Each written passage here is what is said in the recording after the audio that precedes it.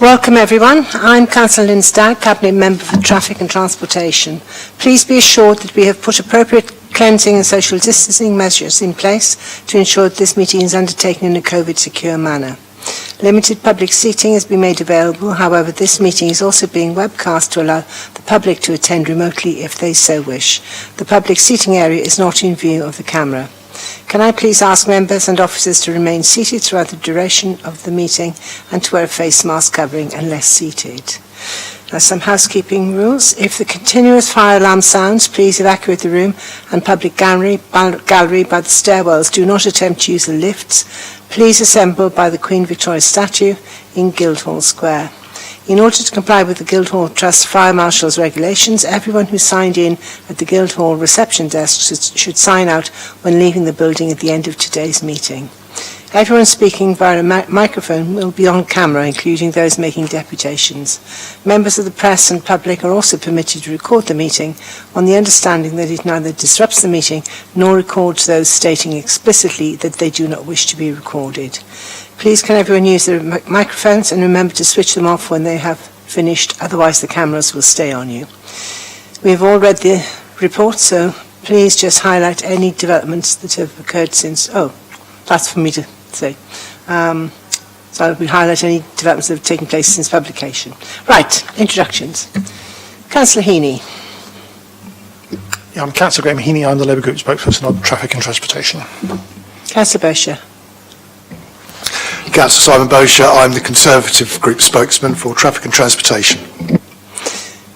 Denise. Denise Bastow, Parking Office Manager. Kevin. Kevin McKee, I'm the Parking Manager. Simon. Simon Bell, Principal Public Transport Officer. Felicity. Felicity Tibbury, Transport Planning Manager. Pam. Pam Turton, I'm the Assistant Director for Transport. Andy. Andrew DeMarco, Principal Active Travel Officer. And Joe. Joe Hammond, Senior Road Safety Officer. And Jane. Jane Didino, Local Democracy Officer. Thank you. Have we had any apologies? No. Right. Have members got any interest to declare? Councillor Heaney. Councillor Bosher? Good, okay. Well, the first item on the agenda is the local walking and cycling infrastructure plan for 2020 to 2030. And who's introducing that? Is that you, Andy? Yes. Go ahead. Thank you. The purpose of this report is to seek approval for the adoption of the Portsmouth Local Cycling and Walking Infrastructure Plan, which is the daughter document of the Portsmouth LTP4 following external consultation. The officer recommendation is that the Cabinet Member for T&T approves the Portsmouth LC WIP that has been developed in response to the consultation as the Portsmouth Local Cycling and Walking Infrastructure Plan and Summary Document, and recognises that this document will form the basis of the City's active travel development strategy during the lifetime of the LTP4 policy. As a background, the Portsmouth LC WIP sets out the strategic approach for walking and cycling in the city, supporting the government's strategy for increasing walking and cycling trips. It proposes a range of short, medium and long-term infrastructure improvements, which can be therefore used for future investment, ensuring consideration is given to active travel modes at local level. To ensure the proposals outlined in the LC WIP match the expectations of stakeholders, a 6-week consultation was held between the period of September and November 2020. The consultation itself had 626 responses, and the revised LC WIP summary document has been reviewed and changes made considering the results of this consultation. In addition to a redesign in line with the LTP4 strategy published in 2021, there are a number of changes that took place to the document, including the addition of several maps, an amendment to a range of short, medium and long-term priorities, and a clarification regarding the future iteration of the LC WIP and scheme design requirements. The reason for this recommendation is that by adopting the Portsmouth LC WIP, the authority has an identified set of infrastructure improvements that can be therefore used as a basis for funding covering short, medium and long-term goals. Additionally, the adoption of the LC WIP will ensure that consideration will be given to active travel measures when local planning and transport policies and strategy documents are developed. Do you have any questions? Thank you, Andy. Any questions? Councillor Bosher. Thank you, Councillor Stagg. Yes, I have a couple of minor questions. This is essentially a strategy document that we are talking about, because quite clearly with the way the local plan is going and the redevelopment of the city centre, and I've seen some images of what's proposed in City Centre North, there's going to be some significant rerouting of cycling and walking routes, albeit, and also when you factor in things like Tipner and what's going to happen at Cossam. Is this document cast in stone, or is it fluid so that it can take into consideration those changes as the city evolves over the next 10 years? So the document itself is a flexible plan. It sets out a 10-year strategy. So we're looking at a range of routes that have been developed and audited. The city centre itself, in particular, was removed from the auditing process because the future direction of what that was look like at the time of auditing was uncertain. In terms of future proposals for developments across the city, the document sets out that latest guidance will be used and sets a precedent that the guidance should be adhered to when designing all infrastructure improvements. So that's a reference to Local Transport Note 120.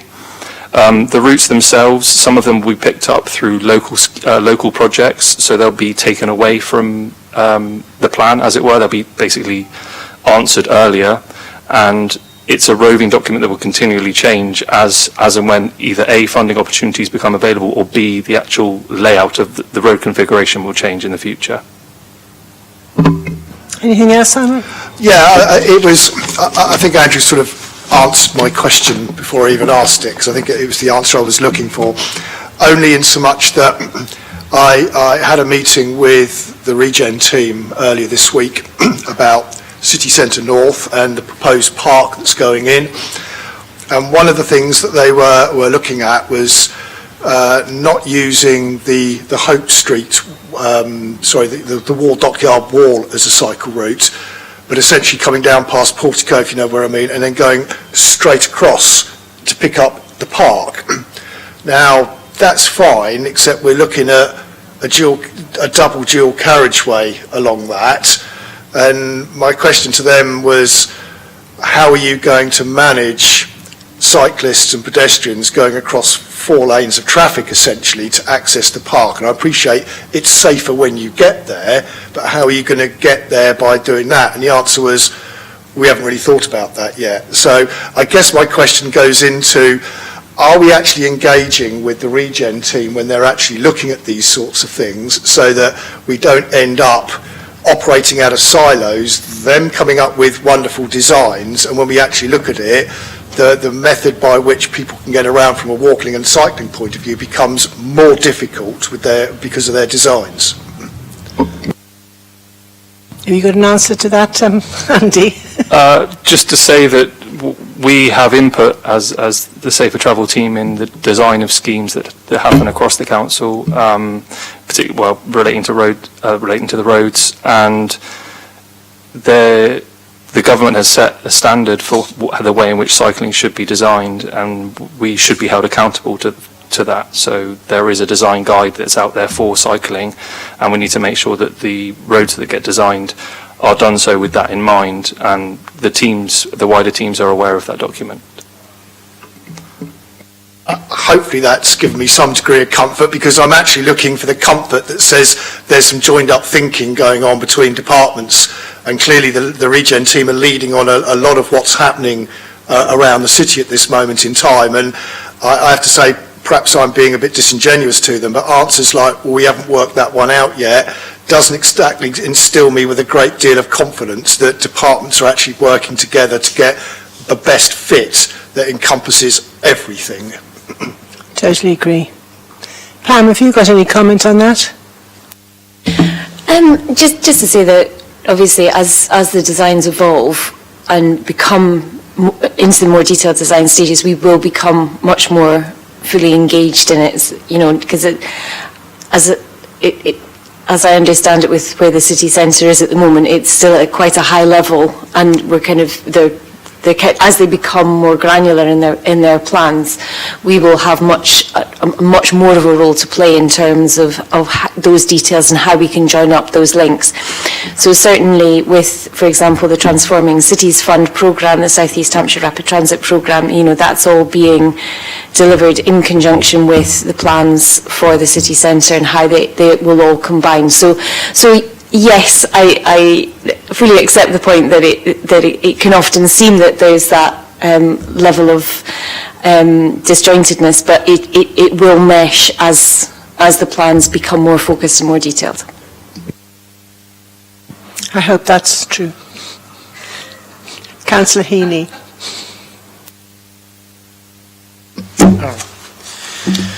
Thank you. I had a couple of questions, really. One relates to the overall programme in respect to the timing, because we've actually listed various other projects in a short-term, medium-term, long-term, 3 years, 3 to 5, 5 to 10. And although the budget, the report doesn't specifically mention finance, it says the 0 to 3 is improvements which can be implemented quickly or under development. So could I get reassurance that all the ones that are listed as shorter term in each of the sections are actually fully funded? Or have we yet to find funding for some of these ones? I mean, I can understand the 3 to 5 year ones, which we haven't yet advanced, but are the shorter term ones got all identified funding? Or do we not know yet? In short, we do not know yet. There are a number of schemes within the shorter term and also the medium term that have been adopted through other schemes such as TCF. We are looking at the designs of all the shorter schemes.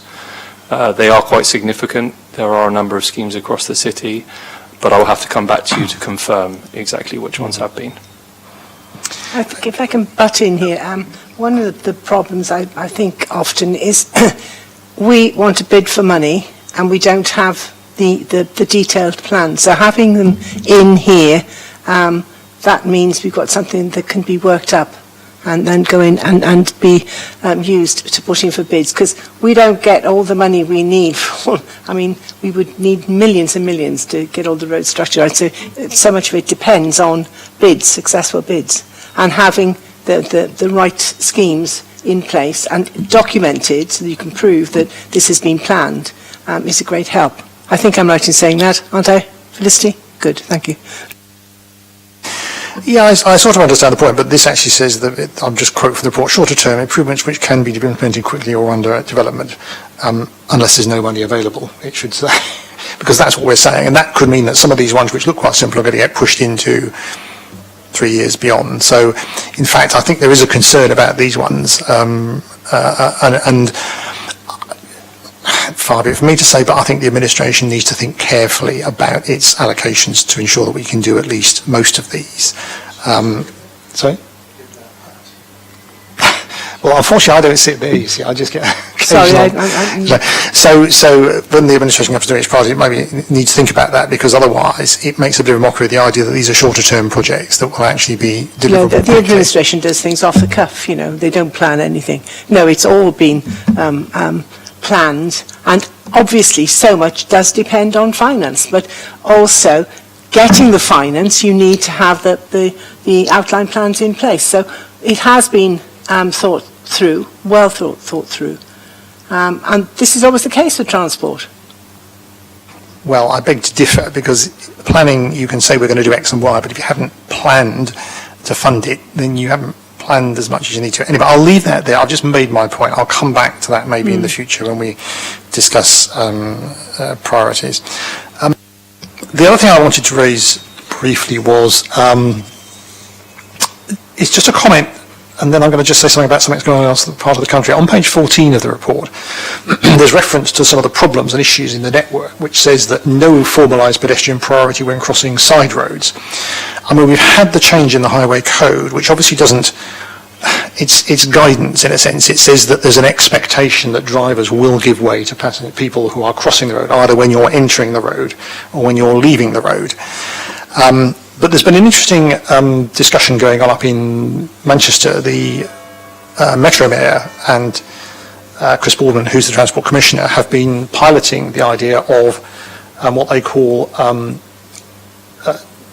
well, they're sort of smaller type zebra crossings, not zebra crossings which actually mark the road with as a crossing point, but don't actually have the full paraphernalia connected with a zebra crossing.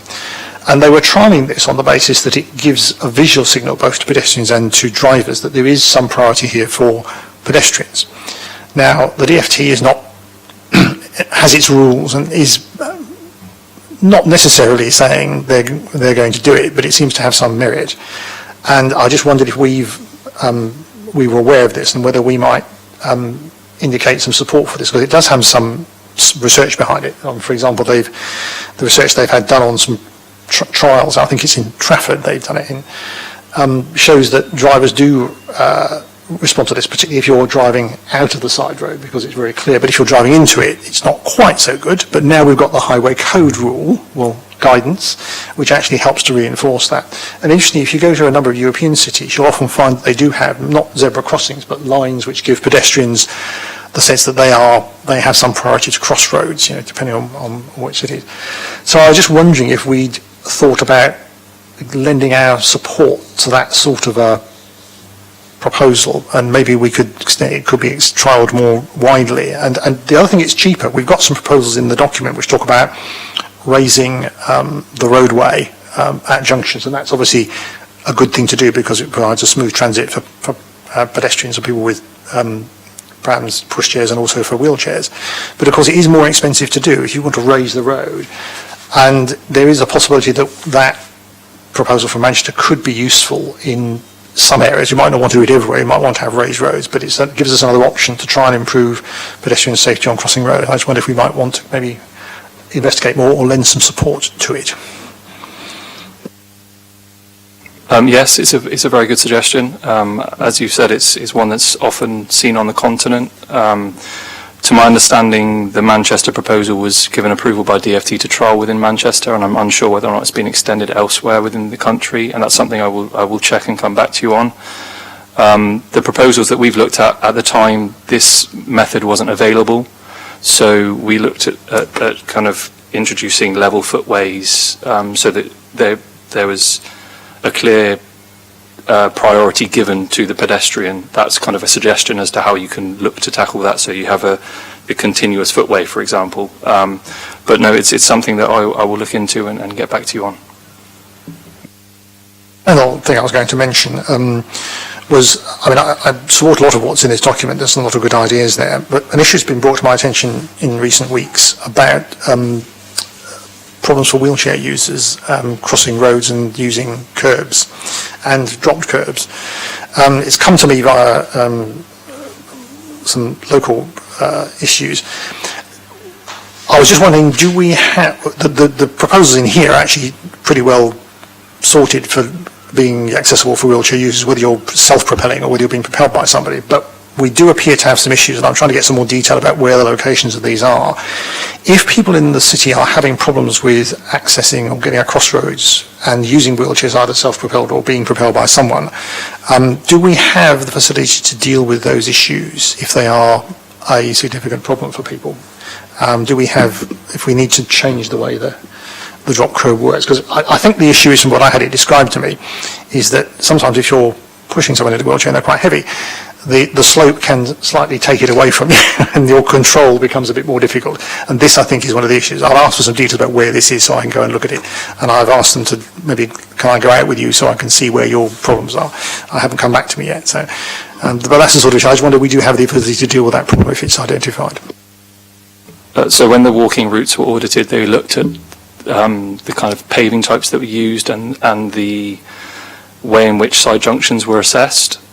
So, for example, raising the footway would create a level surface, meaning that there'd be no drop down and no pick back up, in essence, for a wheelchair. So those are proposed within the document. We do have an accessibility software or application that we have called Route for You. So members of the public can access that, and basically they can search a route which will be the most accessible route for them, and we've taken into consideration gradient, curb height, etc., and it will map a safe route for them to travel a certain distance. So that's something we have alongside the proposals that we planned here. That's interesting. I wasn't aware of that, actually. Is there a chance you could give me a link to it? I'm sure Simon would like it as well, because it'd be useful to... Yes, so there's an app called Route for You. It's with a 4 and a U. I'm not a great user of apps, I have to say. Or there's a website I'll share with you as well. There's a website, yeah, that's the thing I can say, okay. Because not everyone uses apps as well, not on phones, especially me. Right, okay, thanks, that's fine. Is it possible to put any of that on maps? I mean, we're getting into maps in a big way. For people who maybe don't have a smartphone and an app. To have a physical map. Well, yes, I mean, like you've got some in here, with the cycling routes, for example. Then people can look it up on the internet. It's just a question. I don't know whether it's possible or not, because there's a lot of work involved. We can take the maps out of this document and put them as standalone documents on the website. Right, okay. Yeah, that's fine. Thank you. Any more questions? Any comments? I think some of the points you brought up, I'm sure Andy will take on board. And coming back to your initial point, Simon, about it being flexible, I think those are the sort of things, as things roll out and you come across a problem or something that could be done better, it can be done better. So that's where it is flexible. So I'm happy to accept the recommendations, which are that the results of the consultation held between September 2020 and November 2020, and we accept the results, approve the LC whip that's been developed. And can I say a big thank you? There's a huge amount of work that's gone into this, and I don't know who's involved altogether. Obviously you are, Andy. I don't know if you've been as well, Joe, but lots of people I know have been involved. It's so detailed, it's fantastic. So many congratulations and many thanks. So yes, I'm really happy for this to go ahead. Massive piece of work, fantastic, thank you. Right, next item is various roads, disabled parking places and amendments. I'm assuming, is that you, Kevin? Yes, Councillor Stack. Yeah. Excuse me. This report presents the objections we've had to a traffic regulation order advertising a number of disabled bays. There were objections to 2 of them. One of the bays was proposed in Glenthorne Road, but sadly that's no longer required by the applicant, so we've withdrawn it from the TRO. The remaining one with an objection is in Alhambra Road, outside number 22, which is outside a block of private flats. The resident lives opposite in a council-owned property, but the position outside 22 is the most convenient place for that disabled resident. We've had 2 objections to it, one from one of the residents of the flats opposite, and one from the managing agent of those flats. The report details their comments, but we recommend that the bay goes ahead and is implemented. Thank you. Any questions? Councillor Heaney. No, not really. This is not in my ward. It's not something that I have very particular specific knowledge. I mean, I've read the report. I think I agree with the recommendations, and I know no local councils appear to have come forward, so I'm quite happy for it to go ahead. Thank you. Councillor Bosher. Very similar to Councillor Heaney, actually. It's not in my ward, and really it's a pretty prescriptive route, isn't it, to a disabled parking bay, and the things, because I've noticed what one of the residents in Alhambra Road has actually said about the specific person, but that's an opinionated thing. If they're entitled to a blue badge, then it goes without saying that if it fits, then they can have the disabled parking bay. But it's not in my ward. I don't particularly have a view one way or the other. It's very much a localised issue in the relevant place. Well, it seems to me that if somebody passes the criteria for a disabled badge and disabled bay, then they should have it. So I'm happy to accept the recommendations for both of them. So that's Alhambra Road. That goes ahead, and noting that the one in Glenthorne has been taken out, yes, and that the remainder of the TROs are coming into operation. Oh, they've come into operation. They won't when the report was written. That's lovely. Thank you, Kevin, and thank you, Denise, as well, because you deal with the disabled bays, don't you? Thank you very much. Right, concessionary fare scheme reimbursement. Right, I just wanted to give Simon.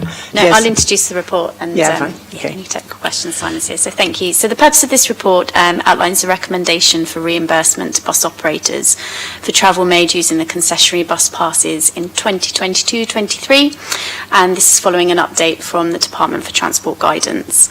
So as set out in the report, the guidance recommends that from April, reimbursement changes from the percentage of scheduled mileage against pre-COVID to a percentage of pre-COVID concessionary travel payments, and reduces by 5% every second month until the figure is in line with actual concessionary travel usage.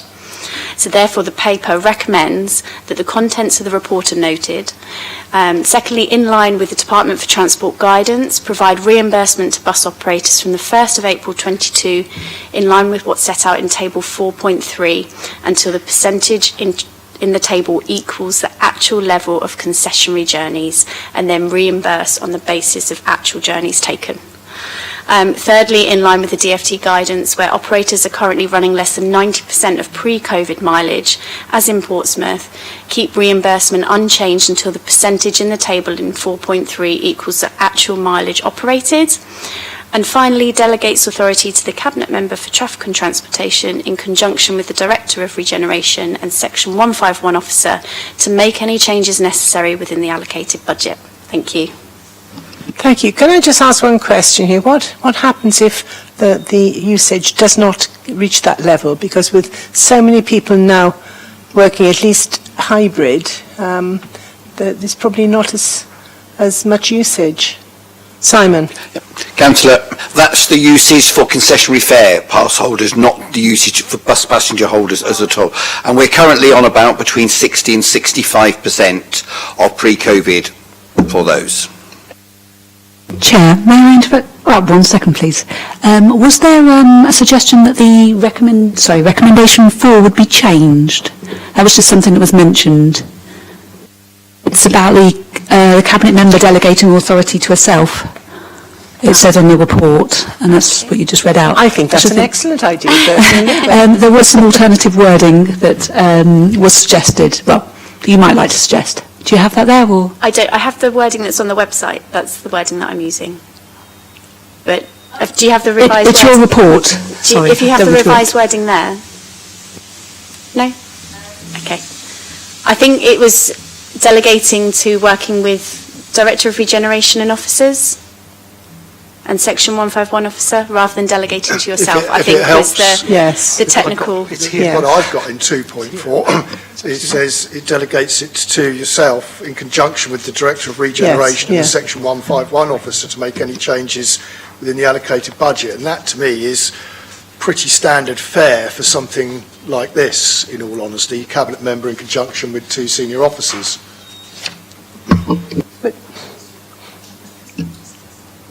Okay.